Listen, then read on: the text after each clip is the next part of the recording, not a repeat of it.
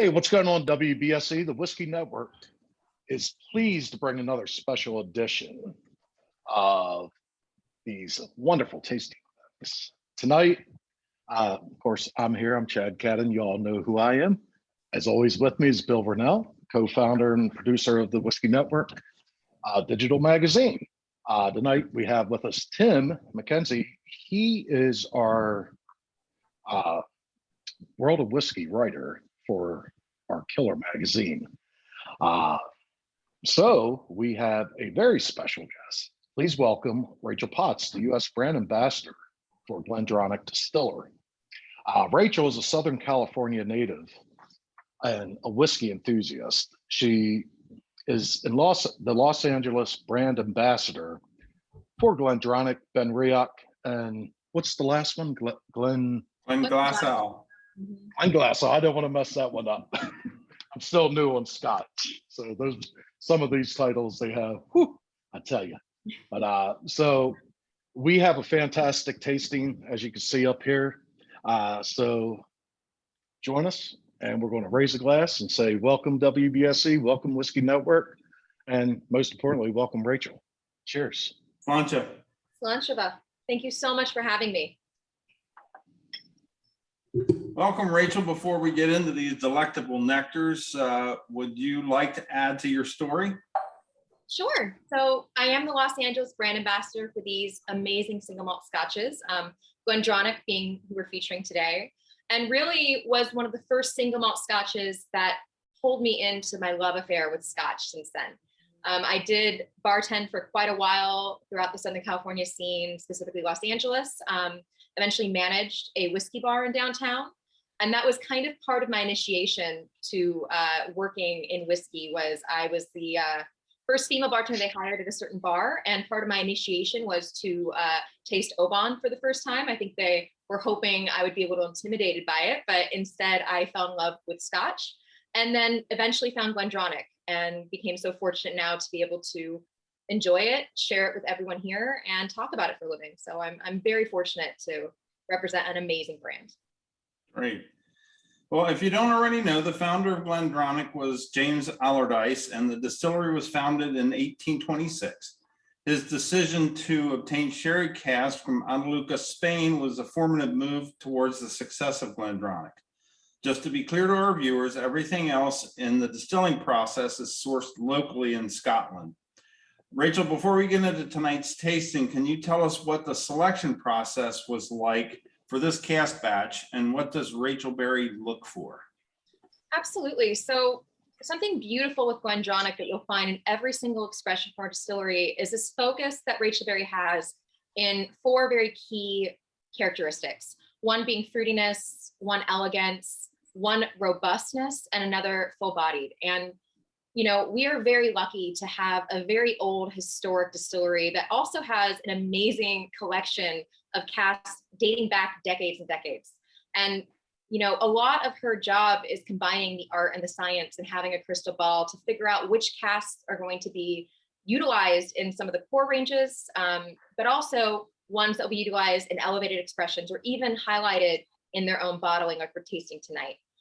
She, for this year, for the batch 19 single cask, selected 14 casks total that she felt really exemplified what GlenDronach is and different balances of it. And so what we're tasting tonight are the 3 different single casks that will be featured across the US. So these will be divided geographically across regions. And so certain regions will get one of these casks. And it's very exciting to be able to kind of get a preview of that right now. All right, thank you. Tim? Yeah, no, great to meet you, Rachel. Thank you. You actually kind of took the words out of my mouth there. I think that, you know, these are our 19th batch that we're getting. And, you know, we've got 3 casks that were laid down between 92 and 94, bottled from Oloroso and Pedro Jimenez sherry casks. Since you covered the rest, I guess, you know, let's go ahead and start our tasting tonight. And I guess we'll start off with kind of the flagship, the 12-year. Absolutely. So the 12-year is obviously our flagship and a great way to start, but people don't really know this. This is actually one of the bottlings that Rachel Berry spends the most time on to make it consistent and to really showcase what GlenDronach is. And GlenDronach really translates to Valley of the Brambles. So what I love about the 12-year is, it is just at that right age where we're really exemplifying that brightness of that fruit. And again, it's that balancing of these very, very intense sherry casks that we're using here. So mostly Pedro Jimenez, some Oloroso casks in here, which is very, very uncommon.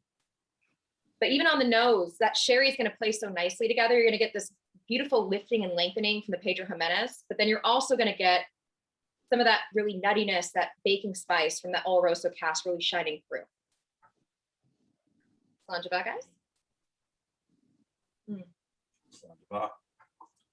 And on the palate, it really becomes this rich, creamy, sort of very full, forward, nutty sort of experience. Most of the time when you see sherry on the label of a single malt, it usually has started in ex-bourbon and then finished or done a second maturation in sherry. And we're really most of that minority that does full sherry maturation from start to finish. And the 12 year is a beautiful example of that. I mean, this is a single malt Scotch with legs, even at 12 years old.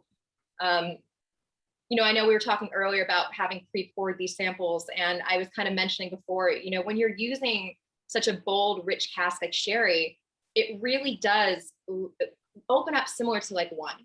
And so these do have a very winey characteristic, but mostly with the 12 year, especially at that younger age, the brightness of our distillate is really still shining through. We get this incredibly fruit forward distillate that comes straight out of the still. And this really pops in that right there. That's the thing I love about this bottle here is all the berry flavor that you get through it. As your tasted notes do show, it's like that creamy vanillas, and the viscosity for a 12-year-old is super thick, and where you get the big, beautiful legs. This is such a fine example. And I mean, for being a 12-year-old Scotch, and the price point is 1 point, it has a place in my house very, very often. So I've really gotten into Scotch over this last year. I've been more of a bourbon guy my entire drinking life. But over the last year, I've gotten into Scotch, and GlenDronach was one that kind of propelled me to kind of want to explore more into Scotch. And this is just super, super readily available Scotch. So I have a question for you, Rachel, before we get into the next one. Absolutely. I know what my tastes are. Do you have a preference between the PX or the Oloroso? I know this is both, but do you personally have a preference? That's a really hard question because I really go back and forth. I think I do love the intensity that an Oloroso cask gives, and we'll definitely get into that as we start tasting these single casks. But for me, like for example, the 18-year, the Allardyce is 100% Oloroso start to finish, and it has this rich intensity. It has this it reminds me of like sitting in a nice study with a beautiful kind of oak and wood furniture and leather furniture with maybe a cigar nearby, just having that very stepping back in time. And, for a very, very long historic time in single malt and Scotch in general, it was primarily aged in sherry and specifically Oloroso. So when you actually sip on the 18, it's going back to a very, very old technique that not many people do anymore. And I've actually been fortunate enough to taste some people who were drinking Scotches back in the 60s and 70s. And that's what they tell me Scotch used to taste like. So I do have that love affair for the Oloroso and that richness to it, but I also have a sweet tooth. So there are times where I definitely do veer towards the Pedro Jimenez. And again, that is a more unique cask to use in this process. Typically it is Oloroso. So to have that at our footprint and be the #1 purchaser of Pedro Jimenez cask in the industry, it's a unique quality. So really it depends on my mood. If I'm looking for like something nice by a fire after dinner, probably go with an Oloroso. But if I'm looking for something maybe with a nice cheese plate or, a little dessert, I'll go for a Pedro Jimenez influence. Okay, well, now that we have the baseline for the core of GlenDronach, the 12-year-old, let's get into cask batch 19, the GlenDronach 1994, cask 5080. And if you would do the honors to introduce this one, please. Absolutely. This one is incredibly special. So this is a 27-year-old. And again, these are all single cask bottlings, meaning these are coming straight from that barrel to the bottle. And all of our single malts are no color added. So all of this very intense, rich color is coming straight from the cask. So you're really getting this amazing nose. And again, 100% Oloroso. So you're getting this very rich, beautiful leather, baking spice, but also a lot of citrus. Again, it's that balance of fruit, elegance, robust quality. And I'm still getting that bright fruit, but it's definitely more cooked down at this point. You know, it's become much more raisined. And then on the palate. Oh, I just could nose this for like another hour. I know I got to drink it. Shucks. I know it's a tough job. Someone's got to do it, right? And I will say too, like I mentioned opening up, I would even come back to it later and see how much it's kind of open even since then. And I've had these sitting out for probably about 10 minutes, but on the palate, that is just so satisfying. You know, it does have. You may walk away for a minute. That's good. It's like an emotional connection. Wow. You can't help but smile with this one. And you know, again, I mentioned the qualities that Rachel Berry really looks for. This one is kind of elegance in a glass. You know, we are really focusing on that beautiful sherry quality, the beautiful fruit forwardness of what GlenDronach really brings to the table. But there's some really interesting kind of apricots and dried apricot dates coming through here. A little bit of citrus, a little bit of chocolate, but it's so complex. I could just keep coming back to it and get a new tasting note almost every time. This has so much going on. Yeah, it does. It has a lot going on. And this one comes in at 54.3 ABV for our viewers. And I know my palate is a little bit different because I do drink, and I'm sure you gentlemen are the same, drinking a lot of cask strength. For me, this is definitely drink so smooth. That is that high ABV. It's a very polite 54%. It is. It knocks on the door without busting it open. One thing that impresses me with a lot of whiskeys is the mouthfeel. I look for that silky, oily mouthfeel. And obviously after 27 years, this has got it. It's amazing. It definitely has. And it's that beautiful balance of, again, that wood with the distillate and finding the right age to pick this. And that's why what Dr. Rachel Berry does is so incredible. You know, it is like really figuring out, you know, these are a lot of the expressions that she may have used for the Kingsman release, for instance. Like these are a lot of the casks that she would pull for those higher end. And so for her to pull it as a special release on its own is really a testament to just the quality of what we're drinking right now. I'm getting a little chocolate on the finish of it. Definitely like some cocoa. Absolutely. Definitely cocoa. Definitely cocoa. Yeah. To quote one of your counterparts, Stuart, this is definitely an armchair scotch. You could sit back in your easy chair, have a cigar going or reading a book and just kind of really get lost in this. This is really, really deep for the 27-year-old. It makes me really antsy to get to the 29. This is, if I was at a party, a tasting, I'd probably walk away from the group and just kind of be alone with this pour, because this is just drop dead sexy. I mean, this is so well balanced, so complex, and God, this is gorgeous. It's just such a satisfying finish on it too, that it just goes on and on in the best way possible. Yes, I like I say, you just want to be in there and you know, dab a little bit, you know, and this is great. I mean, Dr. Berry, she does some amazing work, and I just love what she does. Such a pioneering person in the Scotch industry. She's incredible.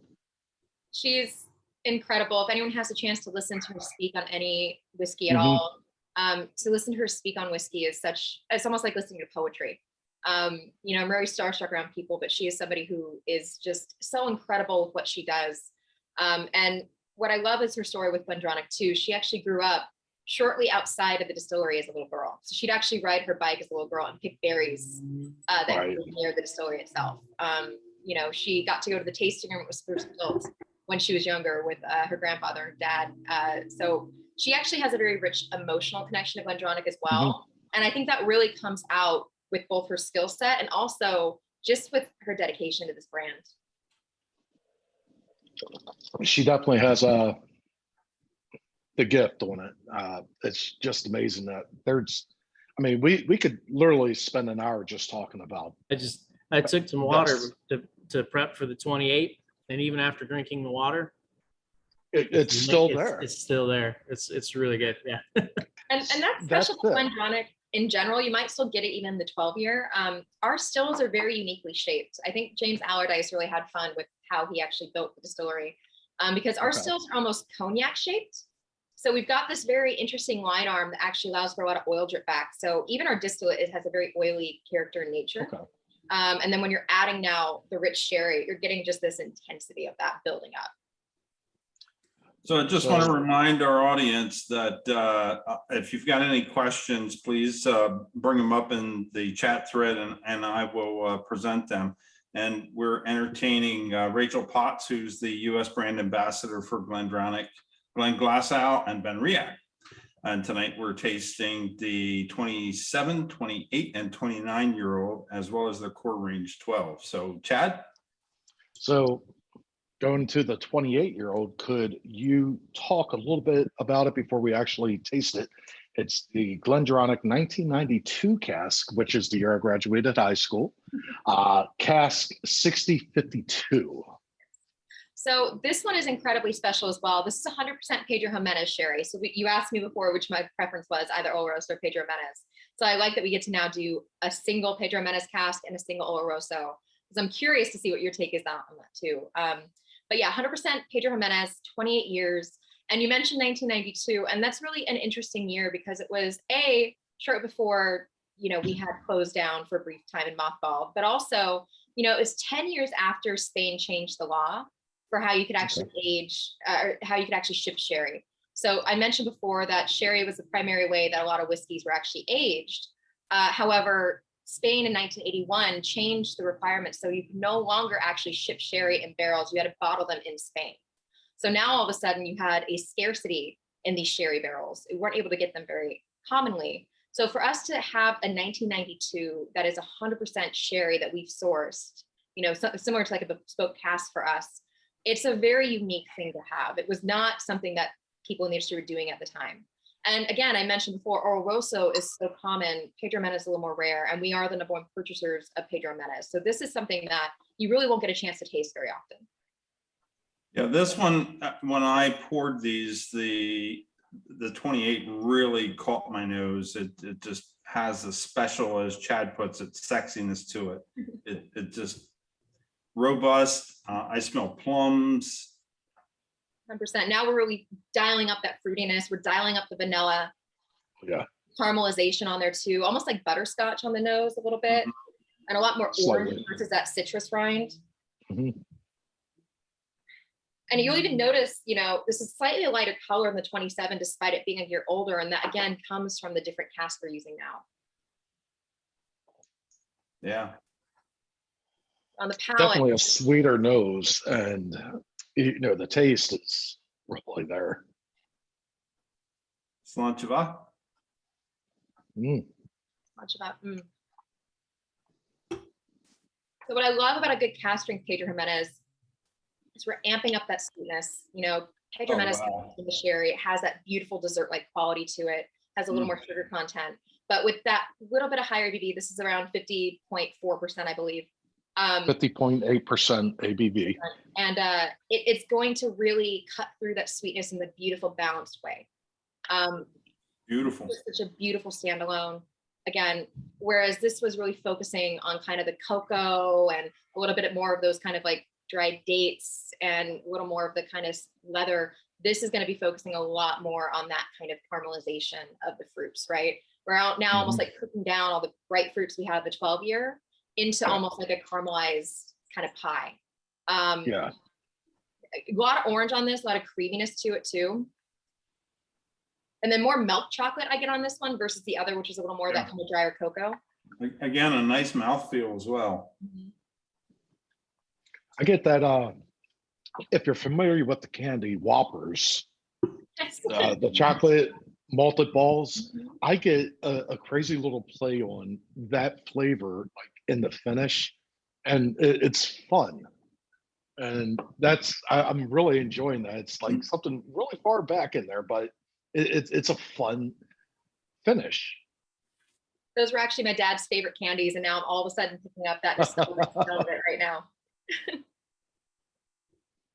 I have a question from a viewer, Christine Nielsen.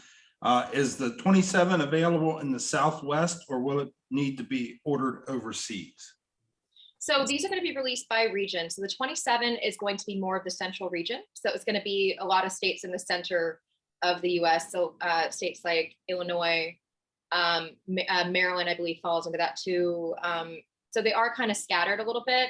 The one we're drinking now with the Pedro Menez is going to be the West region. So California, Arizona, Nevada. So She's in So Arizona. these are super limited. I mean, the 28-year-old has 658 bottles. Is that for the US or the world? that is every single bottle that came out of that barrel. Oh, So wow. again, these barrels, these casks, these batches are only going to be available in certain areas. So this entire barrel is going to be available in that region. This entire barrel to Pedro Meta is available in the West region. So, you know, again, talking about this really special kind of time capsule, it's kind of what we're drinking right now. So, you know, the 27, we're talking about different sizes here. So with Angel Share and Time, you know, you're going to get a different yield based on the size of the barrel. Yes, yes. So, So the 27 has 667 bottles. The 28 has 658 bottles. The 27 is $600 SRP, and the 28 is about $720, which they're definitely worth every single penny. I may need a second mortgage on my house here shortly. But yeah, these are exceptional. This 28 is wild, super sweet, kind of dessert in a glass. And and I love that you're getting such a contrast here in different tasting notes, but you still get Oh, my Lord. but you get the DNA of what GlenDronach is. you get the 12-year through everything, but obviously older. You know, the base product just amplified with crazy awesomeness. I don't know which one I like better yet. Got one more to go. I know, and this guy's super dark. I can't wait for this one. But yeah, this 28 is just beautiful. I mean, once again, an armchair whiskey. You know, definitely a share for a special moment. I'm really at a loss for words, and for those that know me, know that doesn't happen very often. So It's not happening tonight either. No. So I'm just blah, blah, blah, blah, just talking to talk.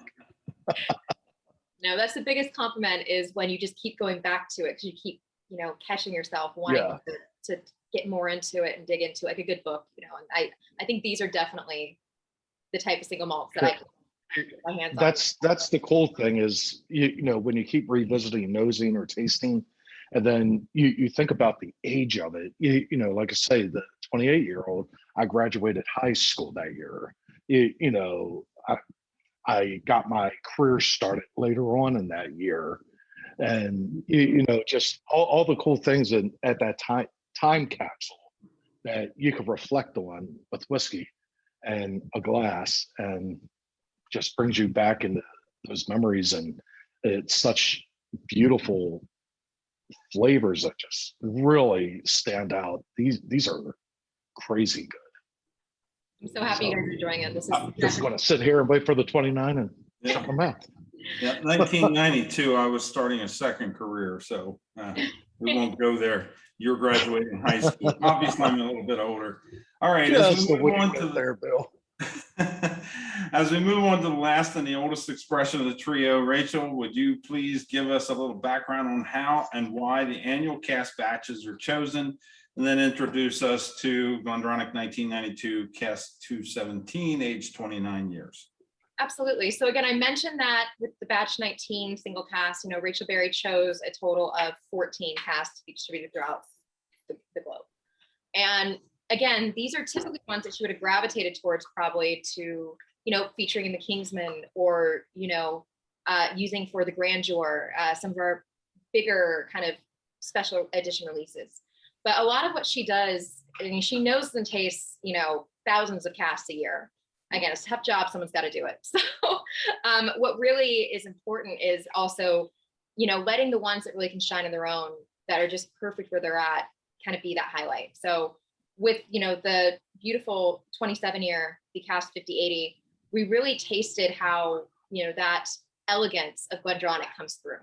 With the Pedro Menez, with the 6052 cask, or sorry, 6052 cask, we tasted that fruitiness coming forward. That is a big staple of GlenDronach. And now with this 29-year, which is an amazing cask, 217, we're really going into the robustness of GlenDronach. And you're going to find, again, that DNA going through all of it. But now, again, coming back to Oloroso with that rich, rich color, the amazing nose on it, which for me is like pure leather. Oh my God, yes. It's like dried cinnamon and clove. Going, again, back to that darker chocolate.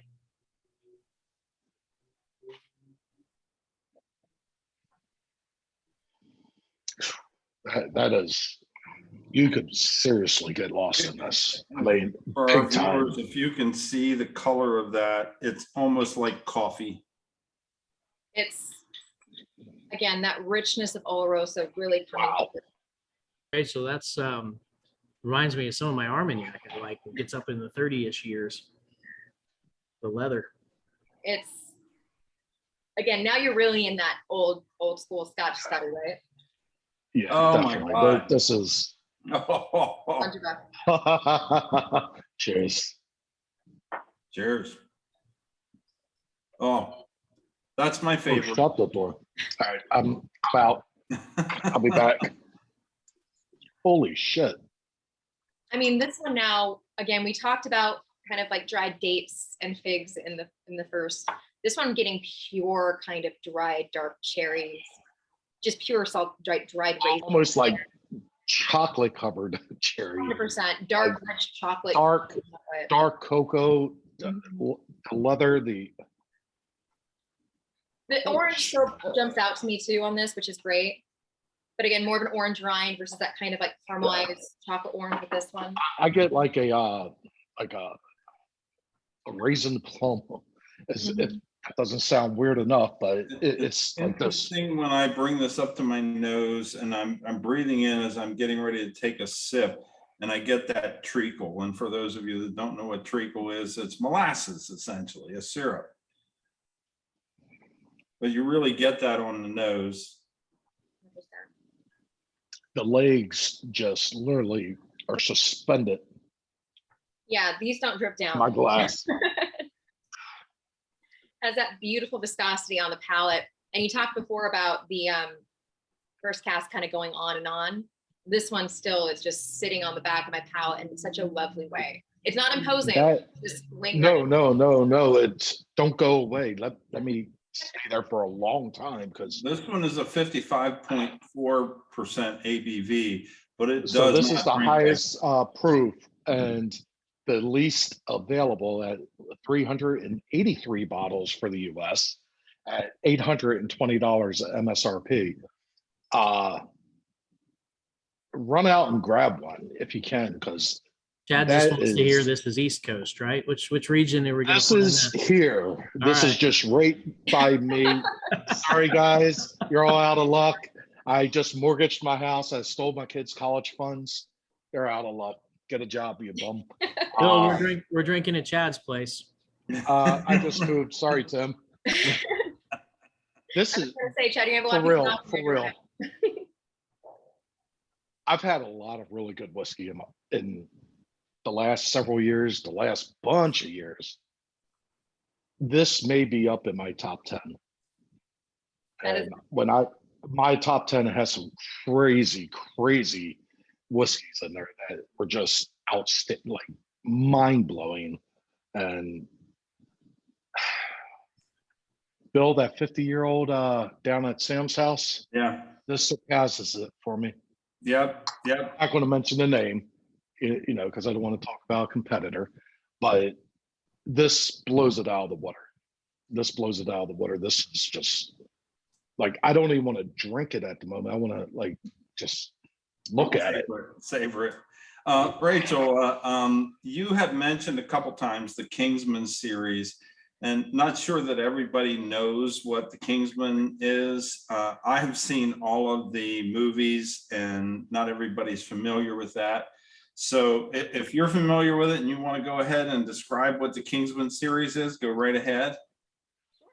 So, they were kind of in collaboration with the amazing Kingsman movies that came out. But really they were a celebration of that kind of gentlemanly experience of having a great, amazing, historic single malt scotch. And, these were a collection that we released periodically that really highlighted some of our older casks. So again, going to 27, sometimes 29 years and finding those amazing sort of standout casks that really shone on their own, but also played well together. And again, it was a very carefully considered process for Rachel Berry to hand select these different casks and combine them into these very special release GlenDronach series. The movies are great. If you like James Bond, it's a little edgier than James Bond, maybe with a little more violence, but and you have to listen closely because they have a very thick British accent in these movies, but they're fun. And as Rachel said, it's the gentlemanly drink in those movies. Womanly. Yeah, exactly. Yeah, actually, there were more women, I think, in the final one. Have you seen the last release yet? I have not caught up on the last movie. No, I've seen everything up until then, so I'm excited. I've been saving it in my streaming queue. So yeah, I did see that one. I liked the first three better. The last one is good, but not as good as the first three. So hopefully they'll continue it. But anyway, this is by far my favorite, and I believe we're talking about an Oloroso here as opposed to a PX. Yes. And it's interesting. I see a little barrel char in the bottom of my glass there. that is the one thing about these that are so great. You're getting a lot of, again, character and quality to it. So, if you leave these out, they will get a little foggy sometimes, just because we are doing that kind of natural process of getting it from the barrel. Right.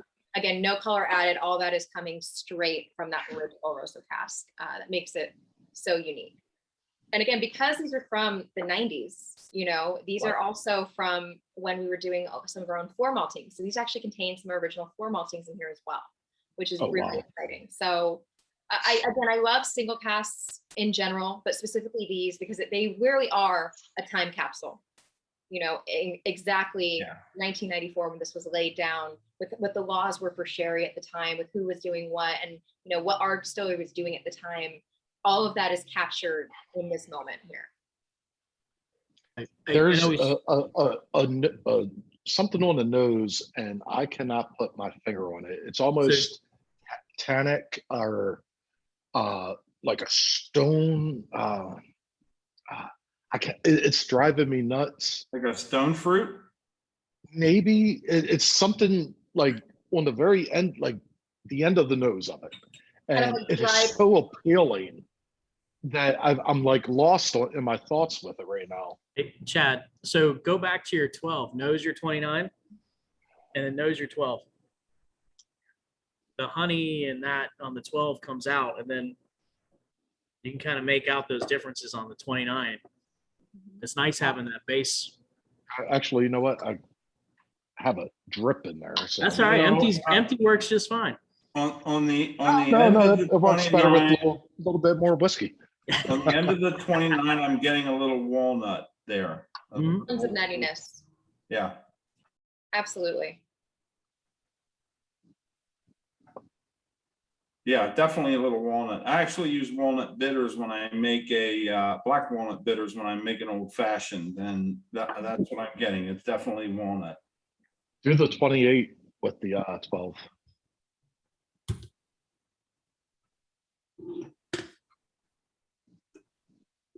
That just brings out all that sweetness. Good contrast. It does. I mean, it's great because Tim, as you mentioned, going back and forth between the 29 and the 12 year, I'm getting so much more of the sweetness and brighter fruit when I go back to the 12 year after going from here. But then when I go from the 28 to the 12 year, I pick up more of the spices a little bit more on the nose. Yeah. That's Which is pretty why- wild. Tim, I appreciate that. You taught an old dog a new trick. And so it's nice to have that baseline. For 28 for me did have more of that kind of spiciness. I liked it. It wasn't overpowering. It was just kind of a little bit of spicy that wasn't really the proof. It was just the whiskey just had this nice spiciness to it. Absolutely. Mm. So I'll tell you what, Rachel, there's not a loser in this lineup. I'll say that not at by all. any means. And I again, mean, I couldn't even I think I gravitate to the 29 just a little bit more, but all three are so exceptional. And of course, the flagship is just a great Scotch whiskey. this is what my go-to grab is a 12-year. It's really hard to go wrong with something that's just so solid and a staple and the foundation for where we go from there. And Bill, you mentioned before, what do I prefer, Pedro Menes or Oloroso? These again have the DNA of GlenDronach. I can immediately pinpoint our distillery in a blind tasting with these, but they're still so different. So really, I still can't choose between the Pedro Menes or the Oloroso. I think it depends on the weather and my mood, to be honest. I think Whole I think day. you're on something right there. Yeah. I think it depends on where you're at. I'm these two are definitely great. Well, and I've had a combination of the Oloroso and the PX together, and that's definitely something I really enjoy when both of them are combined. And I guess it depends on how long they're aged in each cask. But I've had some that were aged in Oloroso, and then the final cask was the PX, so you get more sweetness at the end of it. But just phenomenal whiskeys. This has probably been one of my favorite tastings I've had in a long time. GlenDronach, we've done things with GlenDronach over this last year and a half, really, between the 18-year-old, the Portwood, and everything has been really exceptional. And batch 18 last year was crazy good. I think Dr. Rachel Berry kind of outdid herself this year. So I think she put a challenge up for herself that she doesn't know. Because she tries to do better and better every year, because I can't wait for next year. Shit. I got to give a shout out to Gabriella Marchand with KLG PR firm. Gabby, thank you. Yeah, she definitely comes through. Last year when we did the batch 18, she included some Ecuadorian, I believe it was, or was it Peruvian chocolate? It was from Ecuador.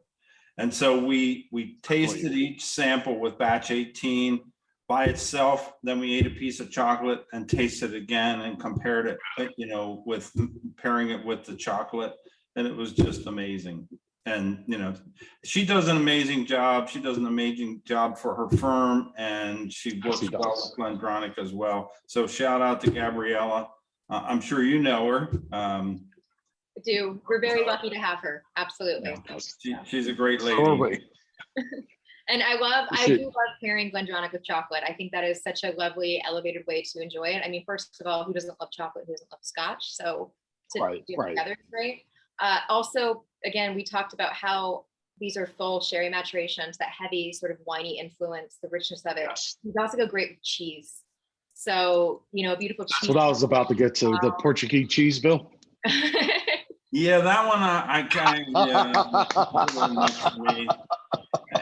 I'm not. I personally loved it. Yeah, the sheep or the goat cheese is just. I love cheese, but that didn't cut it for me. Well, a good classic, especially since Chad, you mentioned that the 12 is a staple at your bar, is the 12-year with a great cheddar. Oh yeah, nice extra sharp cheddar aged. Oh my God, it is so good. So good. I want to give a shout out to our newsletter editor, Brian Miller. He dropped in and said hello from Kentucky. And then one of our feature writers, Mark Pruitt, said hello, and he'd like to connect with you. He lives in LA, so I'm sure he will. And I think there's a bunch of people watching, but those were the people that I wanted to mention. So Chad, if you want to bring us to a close. Do I have to? Because I want to continue drinking this. Well, I'm gonna anyway. Yeah. Rachel, would you like to end with anything before I go to our conclusion? I mean, I just want to say thank you again so much for having me and letting me talk about these amazing new releases. I was mentioning before, it feels like I've been in the know of like a great movie. I haven't wanted to get the spoilers to, so now we can talk about it, enjoy it together. So thank you for having me on and letting me do Absolutely. what I love. And for those that wanted to connect with me, you can find me on Instagram. My handle is drams with Rachel, Rachel, and feel free to shoot me a message if you have any questions. So. Absolutely. I may be sending you a message to find out about something like that over here on the East Coast. Oh, I got a question before you go into conclusion. This is from Mark Pruitt. Is GlenDronach working with finishes outside of PX or Oloroso? There's a lot of experimentation with some different barrel finishes that are happening. That is, if you can reveal. So I will say that we are known for being the masters of sherry. So what we really focus on GlenDronach is that sherry maturation from start to finish. There have been some expressions in the past that have used a little bit of ex-bourbon here and there. But for the most part that I am aware of, there might be some experimentation, but nothing I'm privy to. And the focus is, the sherry.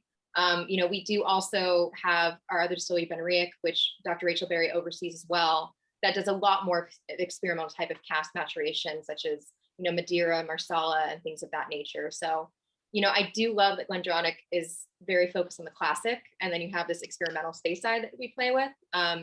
Again, I'm not saying it will never happen. I just am not privy to anything at the moment. So. I have to say, and I think Chad would agree with me here, neither one of us are huge peat fans with the standard Iowa peat, but we've had the BenRiach Smoky 12 in the smoke season. And we like both of those. It's more like a barbecue smoke than the coastal Texas barbecue. Yep. Different sourcing of peat. Again, BenRiach is that fun experimental one, but it's why I love being able to represent both brands, because you get literally history in a glass with GlenDronach, this beautiful time capsule like I mentioned before. And then BenRiach, you get the fun experimental, kind of reinventing, right. Not reinventing, but taking the artistry of it. Yeah. Playing with the different casks. Yeah. So We're all in good hands with all of our distilleries, Dr. Rachel. Absolutely. So after we go off live, if you could stick around just for a couple minutes, we'd appreciate it. And so WBSE and the Whiskey Network would like to express our extreme gratitude for the GlenDronach and you, Rachel, and Gabrielle, once again. This was a absolute fantastic, memorable tasting experience. We tried some really, really killer whiskeys, and I can't express my gratitude enough because these were stunning, to say the least. So well done, GlenDronach. You guys and gals killed it with this year's batch. So that being that, cheers, everybody. Remember, crack a bottle and share a pour. Slanjava.